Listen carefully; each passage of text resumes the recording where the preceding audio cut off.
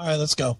All right. Well, anyways, Mr. Scary in the chat room sent a very detailed email this week. Okay. He starts off with, "Hey, fuckies." Your favorite. There it is. Mr. Scary from the chat room here. Real life has been getting in the way, so I haven't participated in the chat in a while. Caught last week's show on Spreaker. Right. And I felt I should share my perspective on the shock, outrage of Cecil. Okay. I agree with Chris that the shock and outrage of Cecil's murder was the most colossal waste of effort since someone decided we needed a Kelly Keeling tribute CD. So there's a fan right there. No kidding. Nice throwback reference. I'm definitely not a faggot or a libtard, as Mr. Aiken eloquently stated. Yeah. But I would argue that we can somewhat agree that Walter Palmer is a total piece of shit whose past history includes a year's probation in 2008 for killing a black bear outside of a licensed zone in Wisconsin and lying to the wildlife agents about it. Okay. He also tried to remove the Cecil's collar in Zimbabwe, which had a GPS tracker because of an Oxford study. To further question this guy's character, his dentist practice insurer also paid $127,500 to a woman who accused him of sexual harassment in 2009. Okay. Can I step in here? Yeah, sure. Yeah, the guy's a piece of shit. Yep. We should never know his name. Right, I agree. If we don't live in, where's he from, Wisconsin? Yeah, he's from Minnesota. Okay, if you don't live in Minnesota, you shouldn't know of this guy. Right. At all. Why should I know about some fucking bad dentist? You know what? I'm quite sure that there's a bad dentist in Ohio. I'm quite sure. Don't you think there was one dentist that broke the law and got arrested and did some jail time this year in Ohio? There's plenty of whack jobs in Ohio. Are there plenty in Chicago? Oh, absolutely. Name one dentist that committed a crime in Chicago. Can you name one? Well, if I had your cricket sound clip, I would have played the crickets. That's my point. And you live in Chicago and you don't know the names of these fucking guys. Yeah, why would I know that? So why should you know the name of this guy that broke some laws in another country? Right. And is a bad dentist? Right. Why should you know that? Why should we be outraged and shocked about this guy? Who cares? I agree. He's a jag. He's just a guy. Yeah, he's a dude that did something that most people would find despicable, but there's a lot of people out there who do despicable things every day. You watch the news, right? I do, periodically. I'm not a hardcore, but I do catch up now and again. Did you watch some news Thursday or Friday? The only thing I watched that was considered newsworthy was the debate on Thursday. That shooter got sentenced, right? Yeah, I think he got life in prison, and one guy held out that he was vehemently against the death penalty, so that shooter got life in prison. Okay, what's his name? Don't know it. That's my point. Yep. We don't know the name of a guy that shot up a movie theater and whacked out, 12 people and injured 70 more. Right. We don't know his name 2 days after he's sentenced to basically serve out the rest of his life to pay for this crime. But God damn it, we know this fucking guy from Palmer because he killed a lion. Right. Where is the logic of what's important, or where is the levels of important to even themselves out? Sure. That's where I have a problem. I agree with you. It's inconsequential information that has really zero effect on your daily life. Yeah, it's drummed up by the media to be a story. It's sensationalism. That's all it is. All it is. It's the National Enquirer, which is now the mainstream news. It's what the National Enquirer was 15 years ago. Exactly. All it is. All right, go ahead. All right. So Chris was spot on with his assessment about social media's misguided and misdirected efforts. Thank you. I would point out the consensus of opinions were fair that this man's actions were questionable. I think in the coming months, we will be begging for stories like this as opposed to the usual banter I see on Facebook. Yeah. All right. Once again, Facebook. Well, I told you what I did with my Facebook this week. Yeah, you purged it. Purged the shit out of it. I had 1,079 friends, and I purged it down to 372.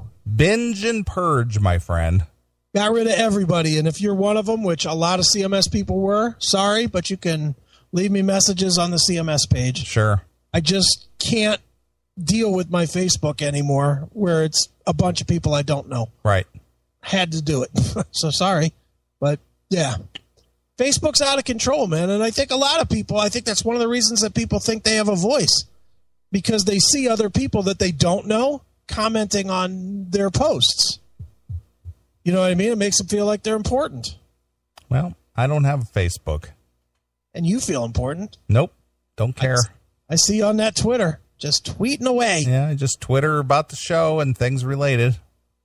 Yep, I hear you. That's it. Period. Hey, you're 30 years younger than me. Want to go out on a date?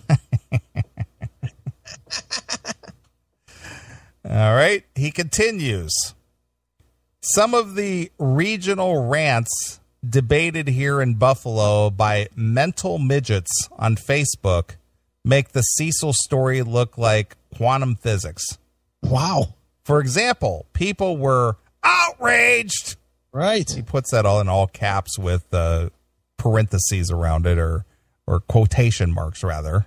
That means he's very outraged. He's outraged that the Buffalo Bills cheerleaders were suing the team because the Bills were not adhering to state and federal laws. The cheerleaders were instructed on how to properly wash their vaginas. Wow. Didn't we do this story? I think we may have. I think we might have done this story. How to properly wash their vaginas. I don't remember that part of the story, though. Right.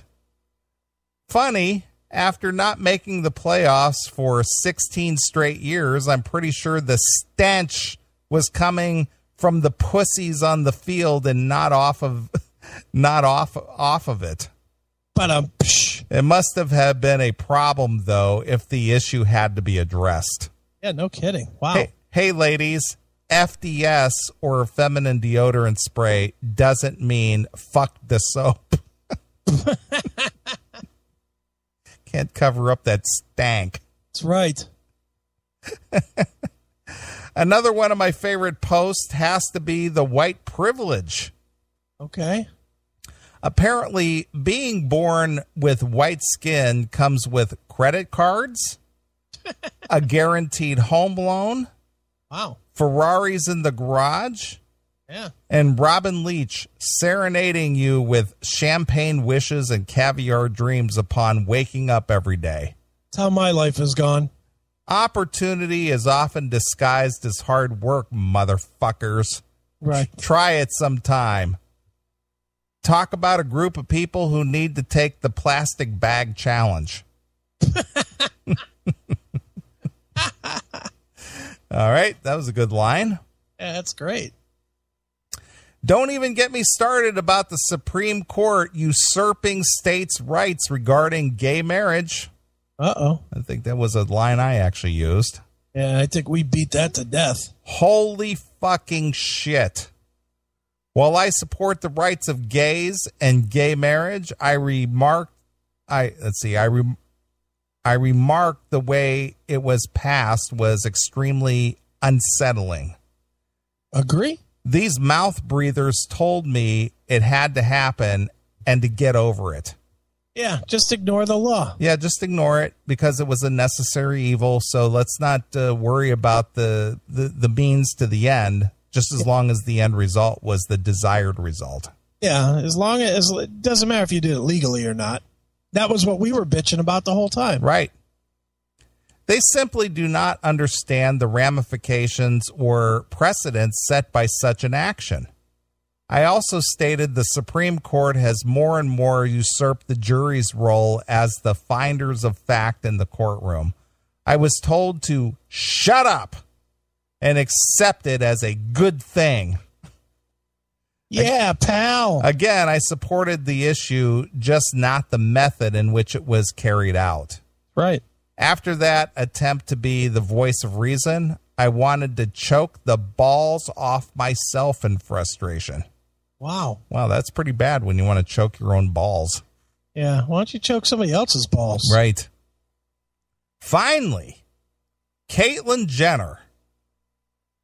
I thought this ESPN speech was admirable for his whole pick on me, I can take it speech while expounding on why not to do it to the younger transgenders. Right. Admirable until he or she decided to bear all for Playboy. Fuck this freak and his family of social degenerates. How long before the video of him getting his newly minted snooch pounded while director Kris Jenner watches from behind the camera? You say snooch? Snooch. That would be snatch and cooch. The snooch. The snooch. Snatch and cooch combined. Wow. A snooch. A newly minted snooch. Right. I would sooner stick my cock into B. Arthur's cold, rotting corpse or her look-alike, Ian Hunter, before taking a crack at Caitlyn. All right, now, which one would you fuck? B. Arthur. Caitlyn Jenner, dead B. Arthur. Or who was the third one? It would be B. Arthur's look-alike, Ian Hunter. So who are you fucking? Ian Hunter, B. Arthur's dead corpse, or Caitlyn Jenner? Going with B. Arthur.